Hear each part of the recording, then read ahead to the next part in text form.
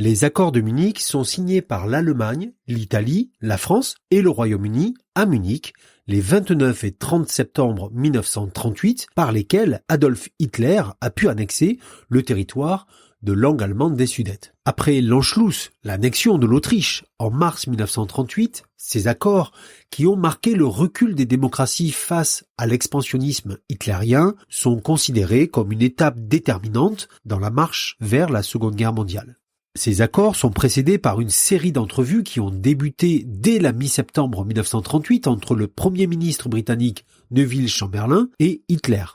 D'ailleurs, c'est lors de ces entrevues que le principe de l'annexion des Sudètes, une région de Tchécoslovaquie frontalière de l'Allemagne où vivent 3 millions de germanophones, a déjà été accepté. La Grande-Bretagne et la France, liées par un accord d'assistance mutuelle avec Prague signé à Locarno en 1925, impose au président tchécoslovaque un plan selon lequel toutes les régions comprenant au moins 50% de germanophones doivent être annexées au Reich, une commission fixant les nouvelles frontières.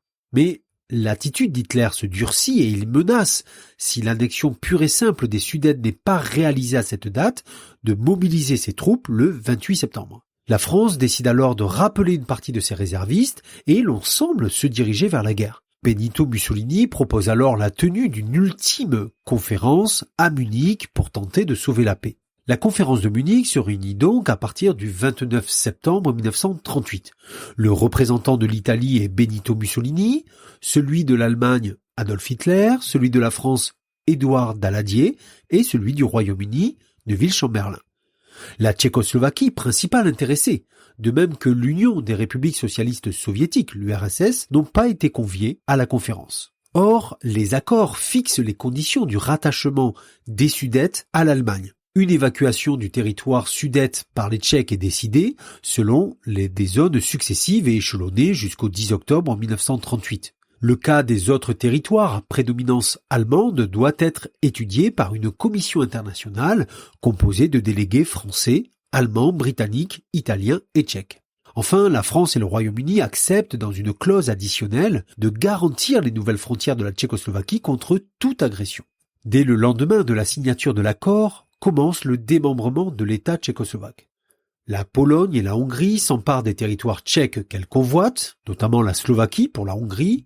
Les accords de Munich sont le symbole de la politique d'apaisement britannique et de la passivité des démocraties occidentales qui veulent maintenir la paix à tout prix.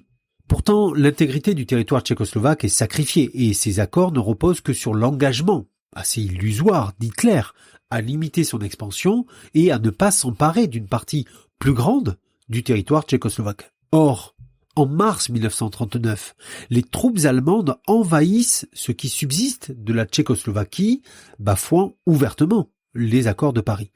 La quasi-totalité du pays est alors transformée en protectorat de Bohême-Moravie, véritable satellite du Reich, tandis que la Slovaquie forme un État indépendant sous protection allemande. Face au bellicisme et à l'expansionnisme hitlérien, et en particulier face aux nouvelles revendications d'Hitler concernant le corridor polonais et Danzig, le Royaume-Uni et la France assurent, à la fin mars 1939, leur assistance à la Pologne en cas d'agression. Ainsi, lorsque le 1er septembre 1939, Hitler attaque le territoire polonais, les deux puissances européennes déclarent la guerre à l'Allemagne. C'est le commencement de la Seconde Guerre mondiale.